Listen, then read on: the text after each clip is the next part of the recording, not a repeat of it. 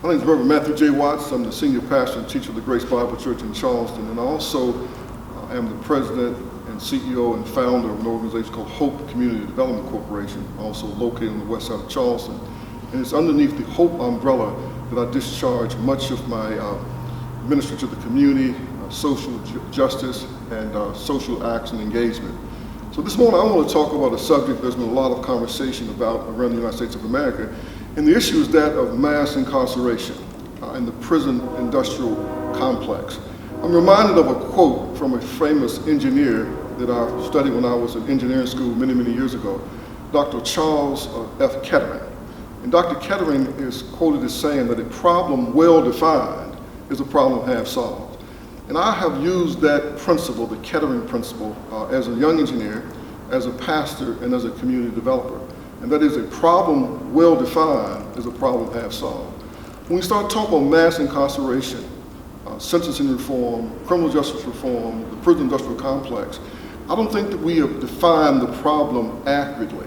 And one of the reasons that the problem has been misdefined and inaccurately defined is because we've used certain terms that sort of conjure up a certain idea that really is not accurate. And therefore we are postulating solutions that are moving us farther and farther away from solving the problem because we don't have the problem well defined. So let's start by defining some terms. If I would use the term iceberg, ice cube, ice cream, all those words start with the word ice, right?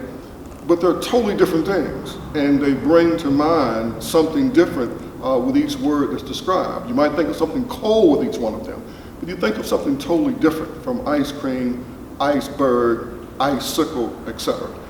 And so when we start talking about the prison system, mass incarceration, criminal justice reform, sentencing reform, we think these words are interchangeable, but they're not. Now, the word mass incarceration has really gained a lot of traction, became incredibly powerful. It is a provocative word. And probably Dr. Michelle Alexander, in her excellent book, The New Jim Crow, really lifted that word up to where it became a common term that was used to describe our prison system today. But let's talk about mass incarceration. Is the masses really incarcerated? I would say no.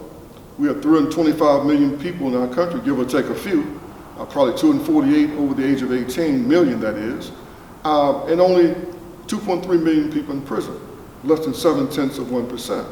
So the masses are not incarcerated. We do not have mass incarceration, but what we have is we have over-criminalization.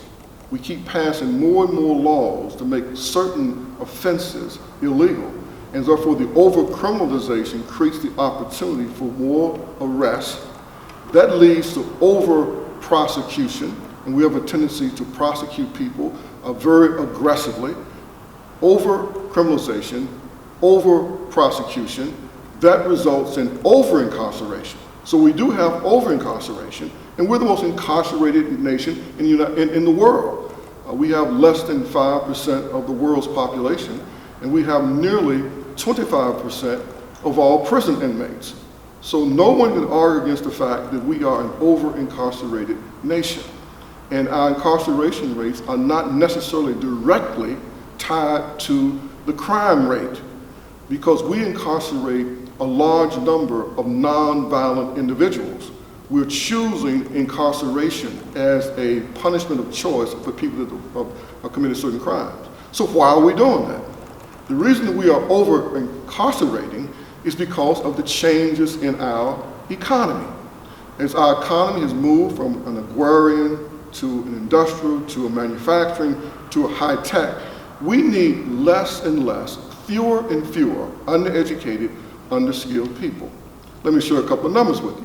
In 1968, in the United States of America, there were 3.5 million individuals in the United States military. That was in 1968. In 1968, 3.5 million people in the United States military, and we had nearly 20 million people working in the manufacturing industry, producing goods that have been exported all over the world. That was 1968. In 1968, we had 300,000 in prisons and jails in the United States of America. So 3.5 million in military, 20 million working in manufacturing, 300,000 in prisons. Fast forward to 2018. We now have about 1.5 million people in the military. 2 million people in the military less than we did in 1968. But we have 2.3 million people in prison. 2 million people more in prison than we had in 1968. And so what I'm suggesting is that the change in the economy through advanced technologies, through mechanization, through robotics, and as well as a result of industrialization, worldwide globalization, that many manufacturing jobs left the United States of America, starting around 1970. At the same time in the early 70s when the Vietnam War was winding down and many of our GIs were returning home, at the same time we ended the draft, so then we started to downsize the military. So we downsized the military. That's created a surplus of undereducated, under-skilled people. And so what did we do? At the same time in the 70s is when Richard Milhouse Nixon got the Congress to agree to pass national drug reform to bring all policing of narcotics under the federal government. And that's the same legislation that was used by later presidents, namely former President Bill Clinton in his 1996 crime bill, and also before him, Ronald Reagan.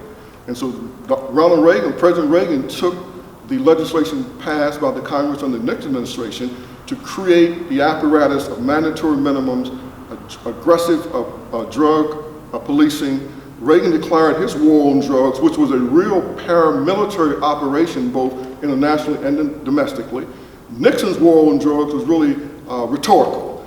It was a war on drug abuse. And if you look at Nixon's drug policies, that 2/3 of all the money that he requested from Congress went toward education and treatment. A third went to interdiction. Reagan then flipped that, and then the aggressive prosecuting of drugs. And then Clinton in the 1996 crime bill did the same thing, basically enhancing drug penalties. And under Bill Clinton, we had more people incarcerated during his 8-year term than at any other time in history. Nearly 1 million people were incarcerated. So where are we? What is the problem? The problem is we have a surplus of undereducated, under-skilled individuals. That surplus labor has been created by the downsizing of the United States military. It's been created by globalization. It's been created through mechanization, advanced technologies, reducing the need for people, and that created surplus people. So to replace those jobs, we manufactured this problem and we declared a war on drugs. That meant we had to spend billions of dollars on law enforcement, billions of dollars building prisons, and so the jobs that were lost from manufacturing, the jobs that were lost through globalization, the jobs that were lost as a result of the downsizing of the United States military, we replaced those with the jobs in the prison system. And to borrow a phrase by Dr. Davis, she talked to Angela Davis, she coined the phrase many, many years ago, the prison industrial complex. President Eisenhower warned against the military industrial complex. Angela Davis says we're moving toward a prison industrial complex, and that is what we have, a prison industrial complex where the people that would be working in manufacturing, many that would be in the military, they're now working in the prison industrial complex. And the individuals that are going through the prison, they're the true surplus people that are not even needed to drive our economy today. That is defining the problem more accurately and more precisely, a surplus of labor resulting from the declining size of the military, resulting in a decline in manufacturing jobs, and that has created this surplus of labor. And now we created the prison industrial complex to manage that surplus of labor. And until we understand that, we will make very little progress in addressing this problem. Now, what is even the larger problem? The larger problem, the over-criminalization, over-prosecution, over-incarceration, it has resulted in creating what I call a nation within a nation. And now we're getting closer to the real problem. This nation within the nation are these individuals who have criminal convictions, particularly felony conviction. So when a person gets a felony conviction, What it means, it does not mean they're merely a second-class citizen. It means they're no longer a full citizen of the United States of America. We need to be using the right terms. So it is not mass incarceration, it is over-criminalization, over-prosecution, over-incarceration. That's resulting in the creation of a second nation of second-class citizens. Now, another term that needs to be corrected, the term collateral consequences. It's become very popular. Some of the criminologists have written excellent reports and documents documenting these collateral consequences. And what is the collateral consequence? They define the collateral consequence is the consequence that a person with a felony conviction have to live with. It is a life consequence, a life sentence. And so according to reports about the Justice Department and some other private groups, is that there are nationwide, there are over 50,000 laws on the books of the states of what felons cannot do once they get a felony conviction. In the West Virginia State Code, in our statutes, I believe there are 523 or 525 what they call collateral consequences of what a felon cannot do because they have a felony conviction. And there are another 300 plus collateral consequences at the federal level. So there are roughly 857,000 consequences, lifetime sentences against a felon. So how do you create 857 different laws and it's collateral? It's not collateral, it's an intentional consequence. It's an intentional brand to relegate this person to partial citizenship status. Now, what does that really mean? Well, what that means is that as a partial citizen, that the United States Constitution does not fully apply to them, because the United States Constitution allows a person convicted of a crime to actually be put back into slavery, and most people don't realize that. I find it quite interesting that nationally over the last couple of weeks, there have been these work stoppages in prisons all over the United States of America. And what are the prisoners saying?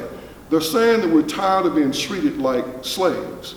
They can be worked, and they're not, the government is not required to pay them the minimum wage.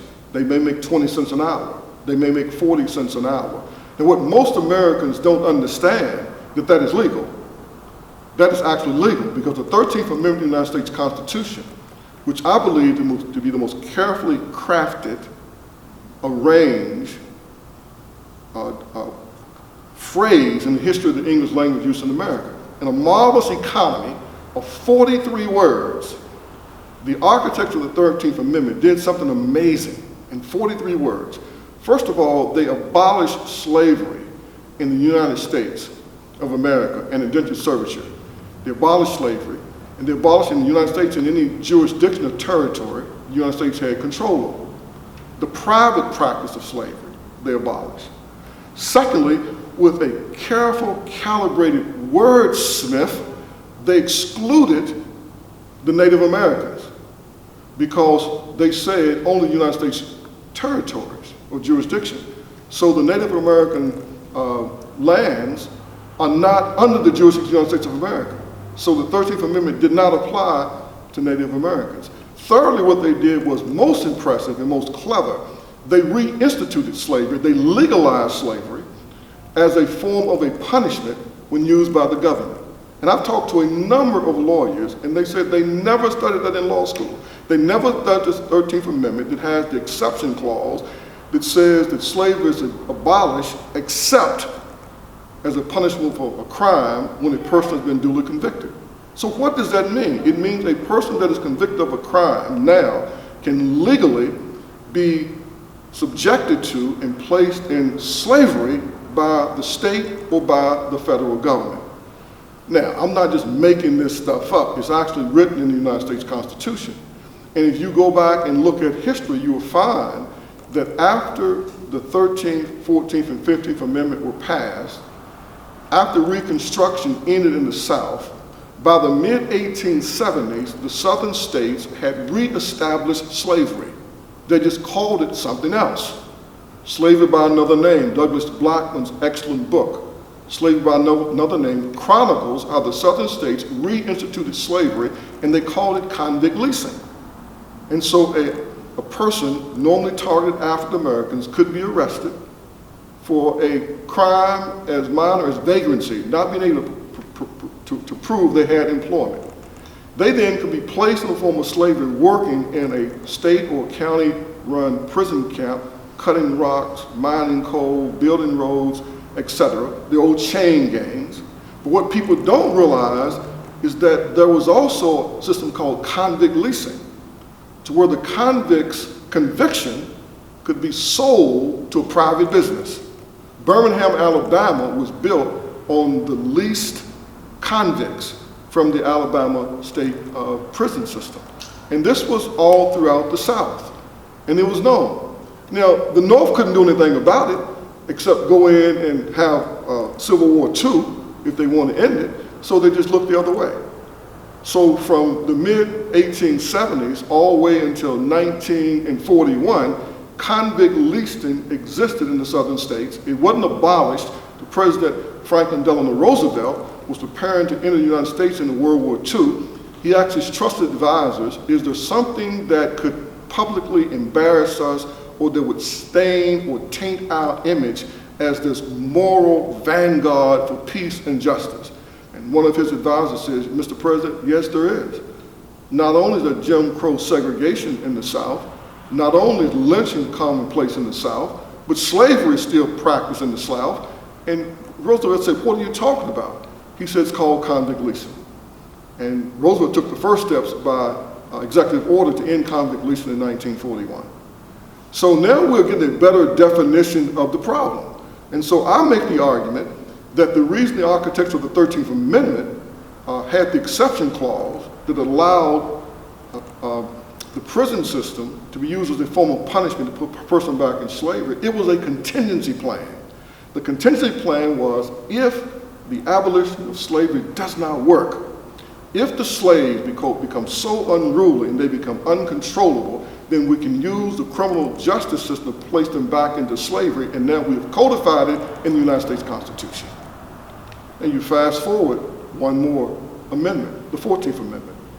It's known as the Equal Protection Amendment. It gives everybody equal protection under the law. And the 14th Amendment was another amendment, beautifully crafted. And what does it do? Well, the 14th Amendment, first of all, it defines who gets citizenship. It is people born here, people naturalized here, and people under the jurisdiction of a territory that's controlled by the United States of America. Clever phrase again.